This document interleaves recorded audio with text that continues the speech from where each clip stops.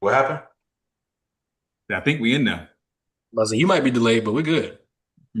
Oh, okay. Hey, y'all go ahead and kick it off. I'm gonna try to fix what's going on over here.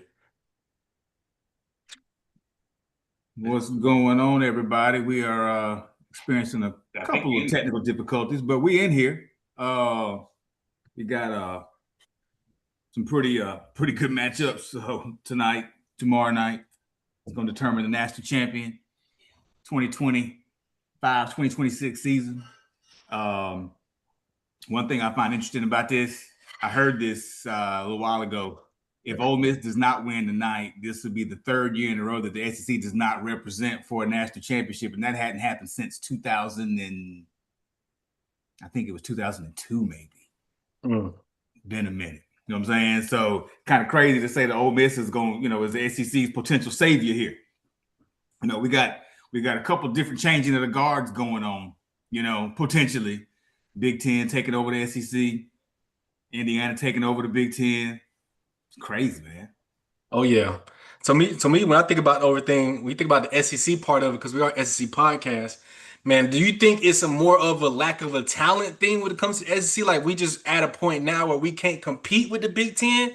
Or do you think it's more of like the SEC really just gets beat up too much over the course of their schedule to really have three strong teams at the end of the year going into this part of the year? Yeah, I think that's exactly what it is. I think that's exactly what it is. If you look at, not to use overuse Alabama here, but they basically they limped into the end of the year. You know what I'm saying, with the injuries to the Jam Miller, Josh Quavers, Ty Simpson basically played half the back half of the season hurt. That hurts. You know what I'm saying? When you get into a playoff scenario against a team that may not be as dinged as you are, that could make all the difference in the world. And from top to bottom, the SEC is still a deeper conference than the Big Ten is, Correct. and even playing Vanderbilt now is not an easy thing to do. You know what I'm saying? That's a physical game now. So a lot of Right. these games that you used to be able to say, okay, I'm gonna get the backups in, I'm gonna get that kind of thing. It's not happening no more. You know what I'm saying? The starters are playing the whole game. Right. Unless it's your non-conference opponent. That's about the only break you get. Yeah, and that's only really one time per year now, twice, two games per Twice, year. two, and now we're about to go to 9 SEC games. It's gonna be worse. Yeah, it's gonna be 10 times worse. But Yeah. in that comparison, man, I have a conversation with a lot of people. Some of my friends are Big Ten fans of certain teams and things like that. And they don't really understand when you mean like the depth of the SEC. Like when we're really comparing the depth of the SEC, we can say, okay, cool. Both conferences now, since the merger, probably easily has 4 to 5 teams deep. But that six, seven, eight, nine team in the SEC are still heavyweight teams when you think about who they are, and those Mm-hmm. teams can get you any week of any season. It's like Mm-hmm. you don't lose on a regular basis, but those teams can pull you out and get you really good, like a Vanderbilt or like a South Carolina nowadays that just really shock Texas. because they got talent, especially with the Yeah. transport. They got talent. Mm-hmm. It's really crazy, but.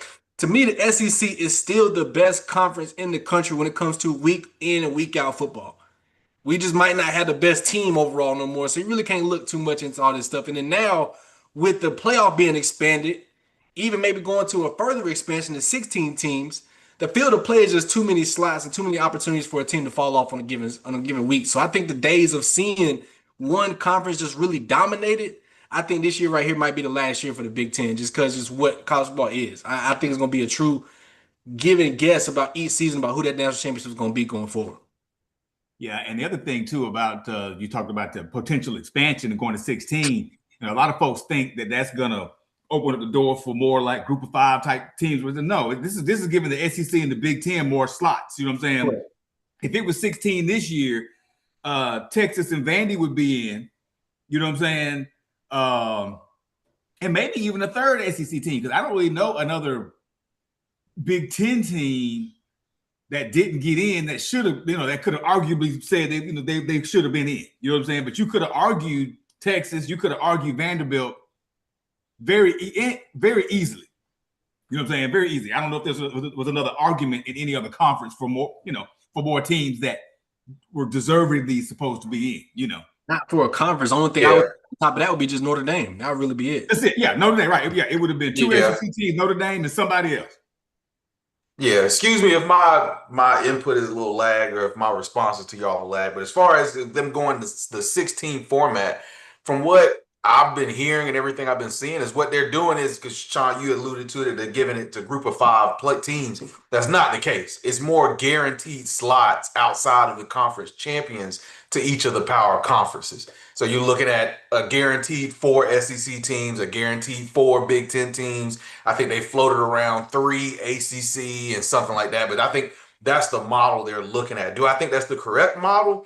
That's a discussion for another day. But that's an interesting way that they would move on to it. But I'm not trying to steal the conversation or anything like that. But No, I know, hey, hey, we, go. we got a game getting ready to start here in Hmm. about 30 minutes with Ole Miss and Miami getting ready to go down. And I think where are they out? Are they playing in Arizona? I don't know where Arizona, they're yeah, playing. Cardinal Stadium. Yeah. Yep. But it's gonna be an interesting matchup, and there's a lot of people are starting to kind of notice now the more the with the coaching situations that's going on right now with a certain school, um, the implications that this game can have overall in college, not only like these schools, but in college sports as far as coaches leaving and so on and so forth when it comes to Ole Miss, and still circles back around to Lane Kiffin. And before we dive into the game and whether who we think is going to win and so on and so forth, just some quick notes. I've heard through the grapevine today that some of these coordinators that's still floating around at Ole Miss might be still backing out of that LSU contract now and staying back where they want to be because you right now Lane left, and I put this in our group chat earlier. Lane Kiffin left a championship team for the prospect of another team winning a championship. When you had everything that you left to gain, you had already in a squad, and you're seeing the results of that. And everybody around the program kind of looking around and saying the same thing too, especially after they beat Georgia. They're looking like, hey, it wasn't coaching that kept us in that game last time. We have the pieces, we got the players, we got the assistants. We've got everything we already need right here to go win a national championship. And you're seeing the belief in the team and in each other as far as the players there now also and the belief in Golding right now to lead them to a championship. And I think you'll see it show. Now they got a chip on their shoulder. Don't let them get to the championship game and beyond and get into next season. I know we still got two more games left before we even start talking about next season, but this is a chip. If these players stick around and they hang on to some of these coaches that's down there, Ole Miss, you look at a team right now that could go on a little run and be a force to reckon with just because they got something to prove right now. You saw it against that game in Georgia. That shocked me. I did not see that Georgia game going the way it did at all. After they got to like halftime and it was still as close as it was, I was like, okay, yeah, this is a dogfight. These guys are out there playing and they got something willing to prove. So, just real quick, what are y'all thoughts on the state of Ole Miss right now, the coaching going on at Ole Miss, and then we can pivot on into game predictions as far as what we think is gonna happen tonight. Yeah, I was kind of, I work in a place where I can't have my phone throughout half the day. So I really caught up on y'all text messages this afternoon, and actually on the different side of the spectrum than y'all. I still think Lane made the right decision. I still think I'm like, I mean, if I'm in his shoes, I'm gone. I'm sorry, Ole Miss. I'm out of here. One is about this right here. That bread is different in Louisiana. Mhm. It's gonna be different in Louisiana for your contract. It's gonna be different in Louisiana for your players. NIL, all that stuff's gonna be different. Now, the only thing that just sucks about this aspect was Lane Kiffin should have been awarded the chance to coach his team throughout the rest of the season. The issue is not with Lane Kiffin and his decision. The issue is with the portal schedule of the year. Like we should not be having portal stuff going on right in the middle of the college football playoffs. It's just too much going on. And the biggest thing I was seeing him do is like recently, I think this week or today, he was trying to pull his coaching staff to LSU and not let them coach these final two games. At the end of the day, I'm right there with you as well too. If I look at the portal in the first week of the portal, LSU has not made the splash we thought they was really gonna make. So it's kind of like, all right, we're losing some of these big time players to other schools. I need my guys all hands on deck so we can go get this team ready for next season. So I mean, I get the aspect of letting these coaches coach, but I also get the aspect of Lane Kiffin taking them where he need to go because you can't have two jobs. I don't know where in the world you do that at, especially with two teams in the SEC. That's crazy. Like the schedule of the portal is what throws me off to me. But Lane Kiffin, I think he's made the right decision for his future. Ole Miss just having a crazy season, and I'm really putting a lot of this man, and I'm putting that last game against Georgia on Trinidad Chambers. I think his play changed in that Georgia game from that second quarter going into the third quarter, going to the end of the game. He stepped up more in a bigger way than I probably haven't seen somebody do against Georgia since Bryce Young SC Mhm. championship. Just outright, just start dominating you to the point where your defense can't have an answer for what I'm throwing at you. They got a lot of stars on Ole Miss. I think this is their only chance within the next 10 years to truly win a national championship, and they got to go for it. They got to have that chip on that level to get it done with these teams remaining. Because to me, I still see them as third, fourth best right now in the college football playoffs with remaining teams. So it's got a lot to get, a lot of big hump to get over for Ole Miss. But I don't think that the whole Lane Kiffin thing is as big as everybody's making it seem right now. Media is hyping this up to a different point, and I think it actually really is. Well, Ole Miss, what they did last weekend, they beat who I thought was, the team that was going to win the whole thing. Georgia was on a run. Georgia was playing incredible football, and they didn't play a bad game last weekend either. Ole Miss just stole it. They just took it from them. And like you said, Drew, scary. A very, very, very, very scary. It's a very scary team. Trinidad Chambliss is one of those guys that, like Lamar Jackson, you just take over a game. But he's just anytime, as long as he's on the field, they're gonna have a chance.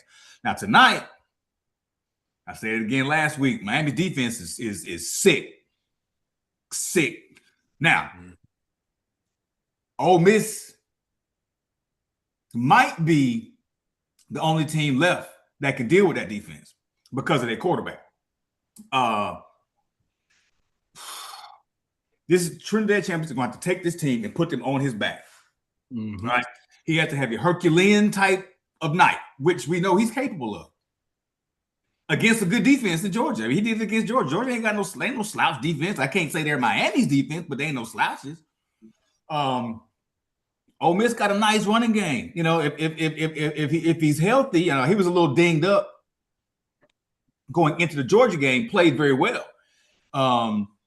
As long as he's closer to 100%, I'm giving Ole Miss a shot in this game. I think the line is 3 points. I think it's dead on. Carson Beck is still an X factor for Miami. And at the end of the day, I actually have more trust in Trinidad Chambliss than I do Carson Beck. I don't know if the effort that Carson Beck gave Miami last week is going to be enough to beat Ole Miss. He played a good game, a very smart game, but he needs to light the scoreboard up a little bit himself. And when he starts doing that, he starts pressing. And that could be everything Ole Miss needs to go ahead and take over and take control. You know what I'm saying? I'm going to go with my gut here. And I'm going to go with Miami to win this game. My gut's telling me Miami, if their defense is just too good. Now, I don't know if they're going to be able to force a pick six or a scoop and score or anything like that. But I do think that they will get after Chambliss enough. I do believe that they have 4 down linemen that by themselves can stop Ole Miss's running game. And I don't know what Pete Golding is going to do. This is where his experience or lack thereof comes in. I don't know if he's got the juice to do it with everything that's going on in the background. It's a lot. So I'm going Miami here, but this is an offense versus a defense. Miami's offense kind of reminds me of an old Alabama offense, like with AJ McCarron, where they're just asking Carson Beck, please don't lose it for me. Please don't lose it. If Carson Beck don't lose it, I think Miami wins the game. Yeah, I think that it's tricky for me because when I look at Miami's defense, I do see elite defense, but I think that in that game against Ohio State, if that defense doesn't start as hot as they did against that game, I think Miami loses that game. So to me, I want to know the answer, and we're gonna find out in the next, 30 minutes, 40 minutes, if Miami's defense can still be that hot on this type of offense. That's gonna be a lot more, side to side base than what Mm-hmm. Ohio State's gonna bring to you. Ohio State's gonna try to come straight at you. Ole Miss is really gonna try to be more of a motion offense, disguising offense, making your defense really not see what the offense is lining up into the last 5 seconds of the play clock. But I mean, that type of thing gets so disrupted, Sean, by a four-man front that you said that can go and stop the run and also rush as well too, because they're gonna be in that backfield after Chambers. He's gonna have to be on the outside pocket making plays all game long, which he is capable of doing. When I think of this game overall, I think it comes down to just overall the turnover and penalty spread. That's all the meter that comes down to who a team is more disciplined. And at that aspect, I got to give the little bit of edge to Miami in that. I just got to give them a little bit of edge to Miami just because I think they're able to control their noise going around them more than what Ole Miss can control right now. And it's just too much, like you said, too much going on in Ole Miss's favor for them to really kind of stay truly focused throughout this whole game like I think they did against Georgia. When you play a team for the second time in a season, you really get a full masterclass of what you're going to be able to try to bring to the table. And I think Ole Miss made some true adjustments to their pregame adjustments at halftime, which just overall solved the Georgia puzzle. I don't know if they're going to have the capability of getting that done this week against Miami. So I'm really going right there with the spread and 3 points in favor of Miami. Okay. Interesting. I think I might be the only one going in the opposite direction. I think when they played Georgia last week, I thought that was the great test that they needed to go up against this Miami defense. I think Georgia's defense is as good, if not maybe even possibly be better than Miami's defense. And I'm telling you right now, this is just a team that's playing great. And the best way you can beat a defense that wants to come straight at you with those defensive ends is make them play sideline to sideline. And that's the exact brand of football that Ole Miss plays. They utilize the entire length of the field, vertical and sideways. And I think that's the perfect recipe for how this team can go out and get it. Now, in that same breath, it's not so much the reason why I'm going with Ole Miss in this game. My main thing is um but Miami's offense to me is the question mark. We said it. We said it also against Ohio State when Miami went against Ohio State. If Ohio State didn't throw that pick six in the beginning of that game to make it a 2-score game early, how different does that ball game play? And so I'm giving Miami's that the defensive edge in this ballgame. I think they are the better defense in this matchup, but I'm thinking that I don't trust Miami's offense as much as I trust Ole Miss's offense. And I'm an offensive based guy, so on and so forth. That's what I'm trying to pivot to. But I just think there's so many different ways that Ole Miss attacks you, and they're a team unlike Ohio State. Ohio State's been a team all season. I mentioned it before that ball game, where the games are close and they look kind of question mark close to halftime, and then they take off and put it on you. Ole Miss is a team that they know what they want to do. They're not trying to figure it out throughout the course of a ball game. They're coming in with their game plan. This is how we're going to attack. Our players are very confident in executing that plan to attack you, and I think they'll have something in play to get them out of the way of that front four. Because if you neutralize that front four, you're not going to be able to do it the whole game, but just enough to make enough plays, whether it's screen passes, which they are phenomenal and elite at. But if you get to that point where you're neutralizing those two ends, number 3 and number 4, then you're looking at a whole different ball game right now, making them have to run the length of the field to defend you. And we saw it against Georgia. We saw it against other teams. Ole Miss is a team that can hit you lightning fast, hit you in the mouth, and boom. Now you down. Look, you turn around, you 17-3 ball game. Now you chasing. When you get to chasing against Ole Miss, they are a different team. So for me, I got to go with Ole Miss in this ball game. I'm not gonna give them I'll go the opposite. I'll go a 3-point game to Ole Miss's standpoint. It could be 7, but I don't think it'll be a touchdown difference in this ball game. I think it'll be lower than that. So I got to go 3-point ball game Ole Miss's way in this one. I think they come out motivated and ready to come out here and prove something, especially now that you're getting a lot of these guys back. Lacey has come out in the past since their last game and said he's coming back. You've got most of their defense said they're coming back. Trinidad has already said he's coming back. You're riding that wave right now of emotion of all these guys coming back and refueling this team to say, hey, we're here to prove something. We're not leaving. Our coach left. We ain't leaving. We still are who we are. We're the team that's supposed to be here right now. And if you had told me back in the beginning of the football season that, hey, Ole Miss is going to be here and Lane ain't, I would have looked at you like you're crazy. But yeah, I think this is going to be a really, really, really good football game tonight. So I'm excited to watch it. So, hey, Ole Miss still got it. They got to stop the run too. I didn't know that Miami had some dogs in the backfield either. Yeah. Toting the rock. Man, look, they kind of remind me of what you call a complete team, a little bit, but a little different than the Indiana though. A little different. Yeah, They're yeah. built differently. You know what I'm saying? They're two complete teams that are built a little different. You know what I'm saying? I can't wait to see it. Yeah. I think a huge factor is going to be just the quarterback matchup, though. I mean, I think that's what's going to really get this game to the point where I think that we're all trying to predict it to. These quarterbacks got to be on their A game on both sides to really Mm-hmm. get the game in motion. I kind of see this as almost not, I don't think it's going to be any defensive touchdowns in like it was Ohio State game, but I think it's going to be like that type of game. Miami, I think, is going to kind of find a way to get things done early, but Ole Miss, you just cannot count them out with that offense that they have. So I think it's going to be I think this is going to be the best game of the weekend when it comes to college football. I agree. Fireworks. I hear you. I hear you. Now, moving on to the second game, that'll be, is this Saturday? This is not tomorrow. Is it tomorrow or Tomorrow. Saturday? Tomorrow. They play tomorrow. Tomorrow. All right, It's Indiana tomorrow. and Oregon. The rematch, they played earlier this season. It was a 10-point game in that one. Indiana's coming into this one, 3.5-point favorite. I believe, I'll tell you what, I've been wrong about Indiana the last couple of weeks. Indiana can play some doggone football. And Sean, you pointed it out in our group chat earlier today. And it's a fact that we've seen about a lot of teams having older players, more experienced players, because everybody points out the star differential between Indiana and these other three teams that's still left in this hunt for a national championship. And you look at the talent level, and it's not the talent that's there. And I had a conversation with somebody last weekend where we talked about this is a prime example of getting the right coaches. You get the guys lined up in your room that are the right coaches. Because this is a coaching clinic.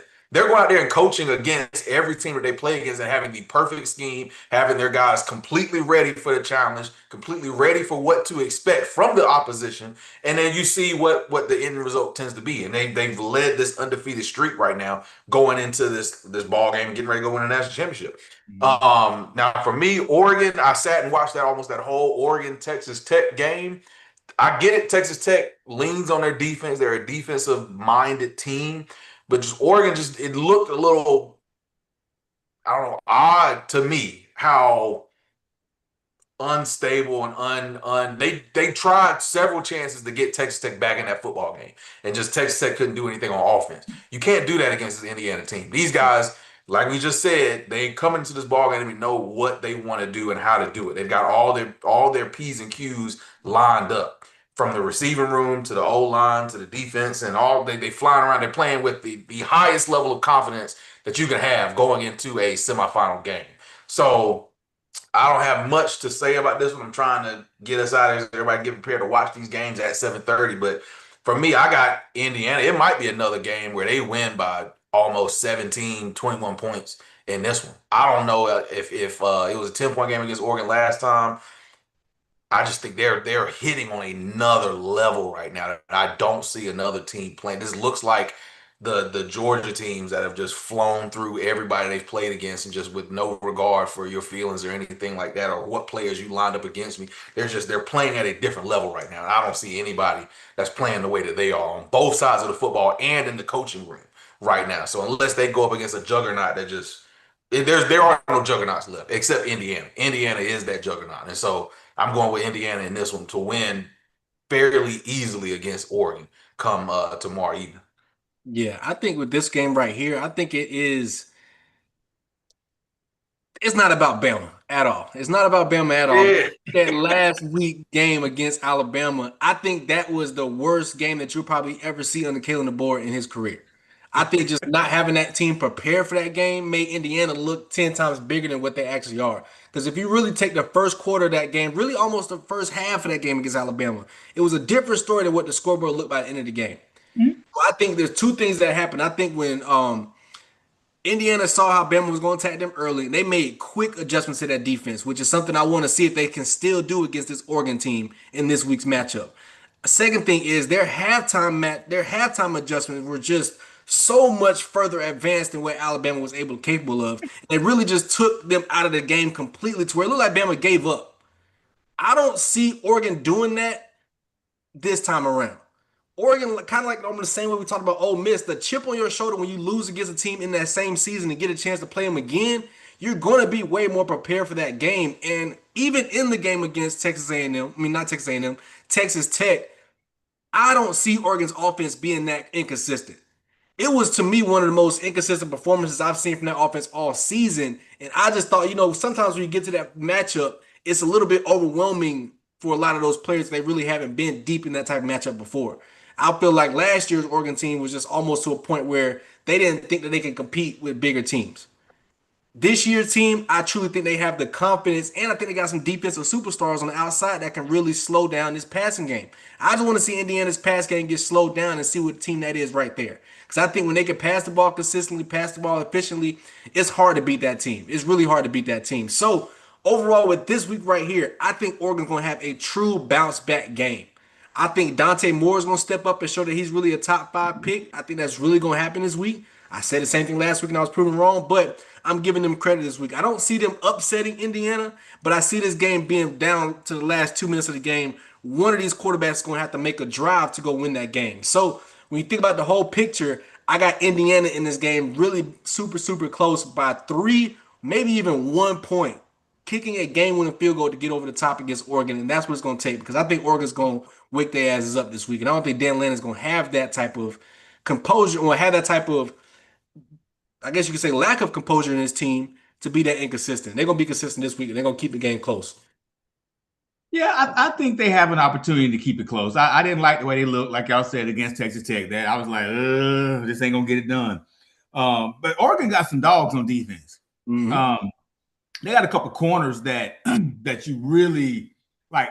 I was looking at it. I can't remember if it's number 4, number 14. I can't remember, but 4. But you literally you can't throw the ball over them. Yeah, You just can't. Now, why this doesn't mean anything to Kurt Signetti is because he don't have to throw the ball over where that dude is. Right. He don't have to. The scheme. This guy did everything he wanted to do against Alabama. It was embarrassing. I was embarrassed to watch. You know what I'm saying? And Alabama did quit. He made them quit. That would have never happened under Nick Saban, but he made Alabama quit. The way they run the ball. Listen, they run the ball so effectively. And the thing about it is, it's almost like they call the right play at the right time. Not sometimes, but every time.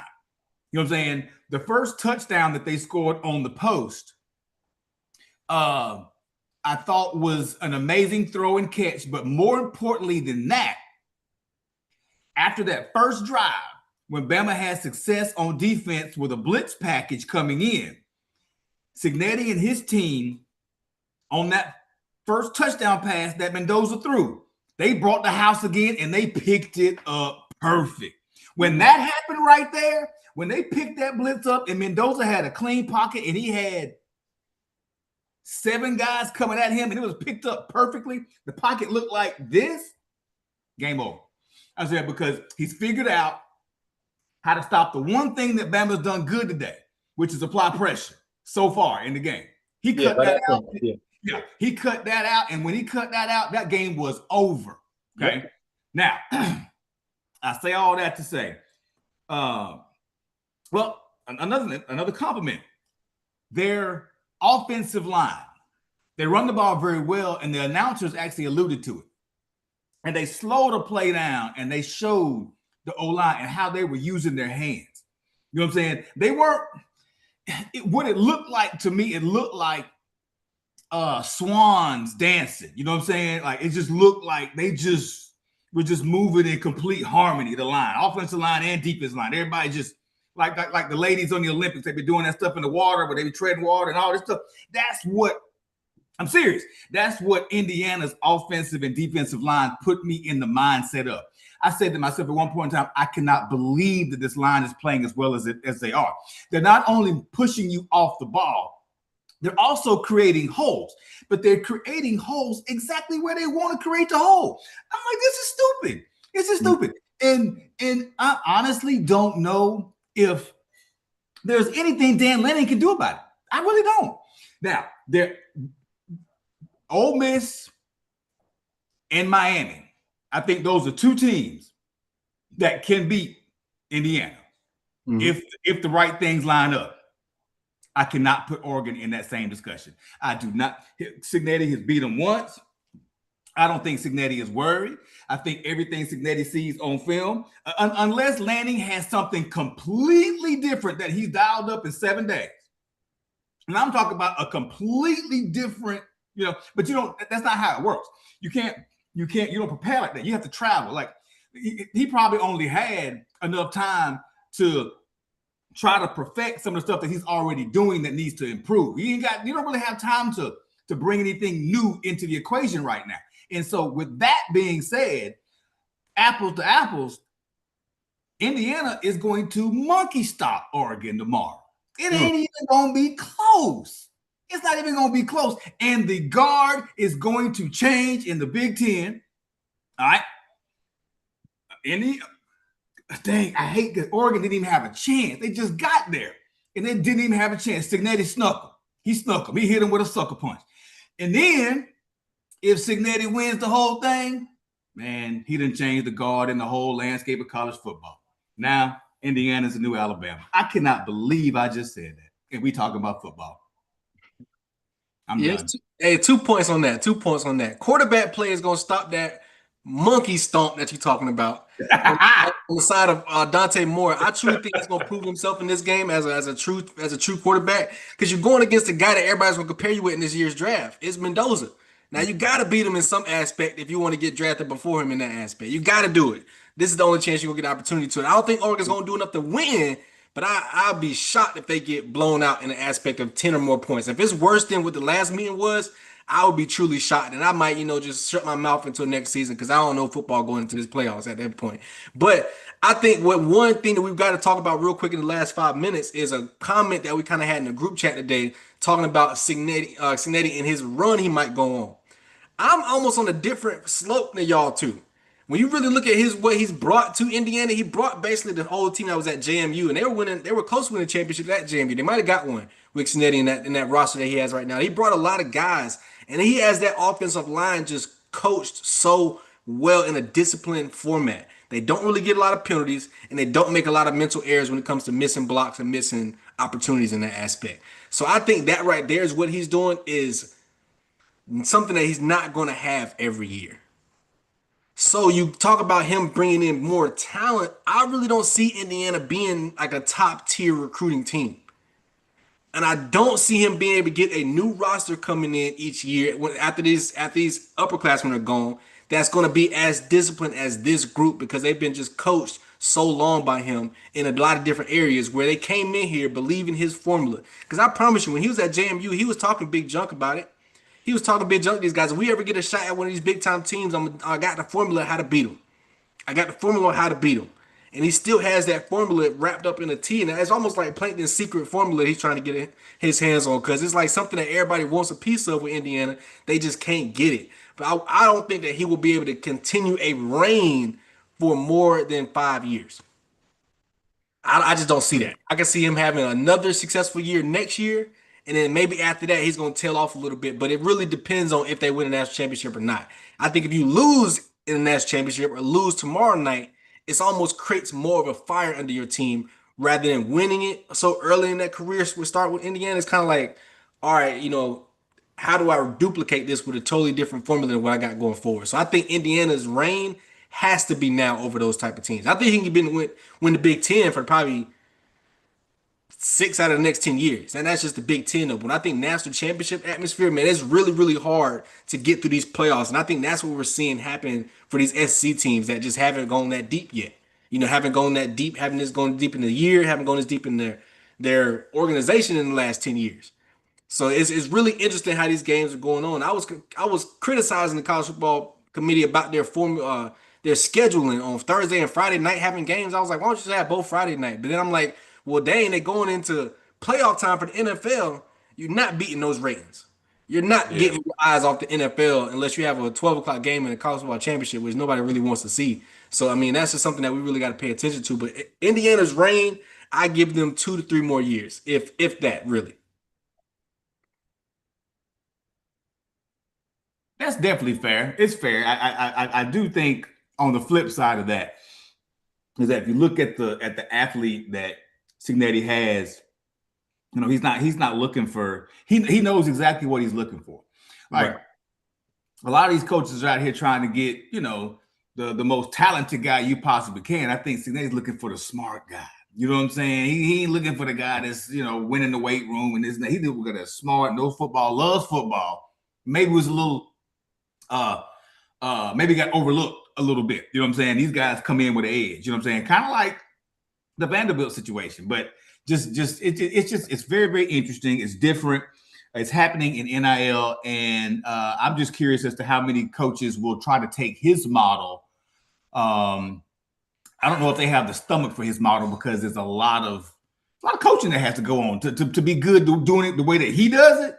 You got to coach. I mean, you got to be in. You got to really be down in there coaching. So I'm not saying the other guys don't, but I'm just saying you got to be willing to coach someone that's less talented to play against folks that are more talented. You got to really coach them. So anyway, it's going to be an interesting ride to watch what happens in the Big Ten moving forward. But I'm really more importantly interested in what's going on tonight and tomorrow, and looking forward to a really, really cool, entertaining national championship game here in a few days. So it's going to be good either way.